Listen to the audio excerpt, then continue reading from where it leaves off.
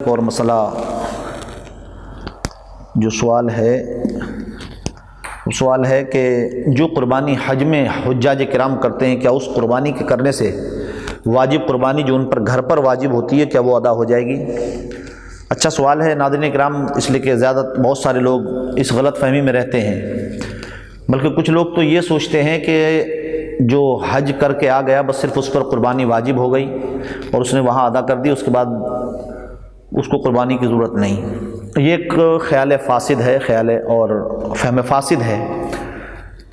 حق یہ ہے کہ حج میں جو قربانی ادا کی جاتی ہے وہ قربانی صرف حج کے لیے ہوتی ہے، کہ حج میں اگر ہم سے کوئی کمی بیشی سرزد ہوئی ہو تو اللہ تبارک و تعالیٰ اس قربانی کے ذریعے اس کو دور فرما کر ہمارے حج کو مقبول فرما لے، ورنہ جو قربانی ان کو گھر پر واجب ہوتی ہے وہ قربانی حج کی قربانی سے ان سے ساقط نہیں ہوگی۔ اب بہت سے لوگ حجاج کرام ہیں جیسے جاتے ہیں، وہ ویسے مسافر ہوتے ہیں، اس وقت ان پر واجب نہیں ہوگی، ان کے گھر میں وہ جس کو چھوڑ کر گئے ہیں وہ گھر کا مالک ہے تو اس لیے قربانی اس پر واجب ہوگی، لیکن جو لوگ وہاں کے رہنے والے ہوتے ہیں ان پر تو واجب ہوگی۔ مثال کے طور پر کوئی شخص مقیم کی مدت تک مکہ شریف میں رہا ہی نہیں ہے وہ، تو اس پر قربانی واجب ہوگی نہیں ہوگی؟ نہیں ہوگی۔ کیوں؟ اس لیے کہ مسافر پر قربانی واجب نہیں ہوتی۔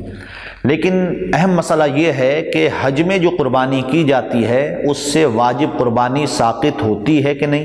حج والی قربانی سے جو واجب قربانی ہوتی ہے وہ ساقط نہیں ہوتی۔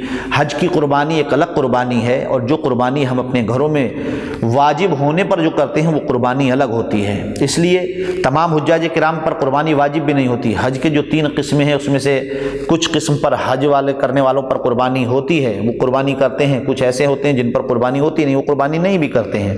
اس لیے ناظرین کرام اس بات کو غور سے سمجھا جائے، اور جو لوگ یہ سمجھتے ہیں کہ صرف جنہوں نے حج کیا ان پر قربانی واجب ہے، یا 1 سال ان پر بس حج سے واپس آنے کے بعد 1 سال انہوں نے قربانی واجب کر دی، قربانی واجب ہو گئی اور قربانی انہوں نے ادا کر دی اور ان کے ذمہ ساقط ہوگا، نہیں، ایسا نہیں۔ بلکہ جب مال اس کثرت کو پہنچے گا، نصاب کی مقدار کو پہنچے گا، تب اس شخص پر قربانی واجب ہوگی، وہ چاہے حج کر کے آیا ہو یا حج نہ کیا ہو، معتمر ہو کہ نہ ہو۔ جب اس کے پاس نصاب کی مقدار کو اس کا اثاثہ پہنچے گا، 7.5 تولے سونا یا 52.5 تولے چاندی، ان میں سے کسی کی قیمت کو اگر اس کا پاس ضرورت اصلیہ کے علاوہ مال پہنچتا ہے تو اس پر قربانی واجب ہوگی۔ ہر سال مال اتنا رہے گا تو ہر سال اس پر قربانی واجب ہوتی رہے گی۔ اس لیے ناظرین کرام، حجاج کرام جو لوگ اس غلط فہمی میں ہیں کہ حج کو جانے والوں، مثال کے طور پر کسی کے والد محترم حج بیت اللہ کے لیے گئے، اللہ تعالیٰ تمام مومنین مومنات کو حج بیت اللہ کی سعادتوں سے سرفراز فرمائے۔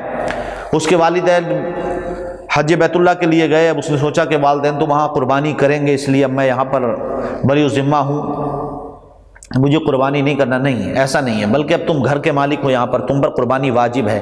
والدین کی قربانی وہاں صرف حج کی قربانی ہے، وہ قربانی وجوب والی نہیں ہوتی جو آپ پر یہاں گھر پر رہ کر واجب ہوتی ہے۔ آپ اپنی جانب سے یہاں قربانی الگ کریں گے اگر آپ کے پاس اثاثہ ہے، ہاں مال نہیں ہے تو پھر تو قربانی کے وجوب کی کوئی بات ہی نہیں ہے، پھر قربانی واجب بھی نہیں ہوتی، اور جب واجب نہیں ہوتی تو شریعت اس کا مطالبہ بھی نہیں کرتی۔ اس لیے کہ نفل قربانی کے لیے شریعت کا حکم یہی ہے کہ اگر آپ کرنا چاہتے ہیں تو اللہ تعالیٰ آپ کو ثواب عطا فرماتا ہے، اور آپ نہیں کرتے ہیں تو شریعت نے کسی کو بھی لا یکلف اللہ نفسا الا وسعها کے تحت کہ اللہ تبارک و تعالیٰ کسی کو بھی اس کی برداشت سے زیادہ تکلیف نہیں دیتا۔ اس لیے حضرات محترم ہمیں چاہیے کہ ہمیں اللہ رب العزت کے فرامین پر عمل پیرا ہونا ہے۔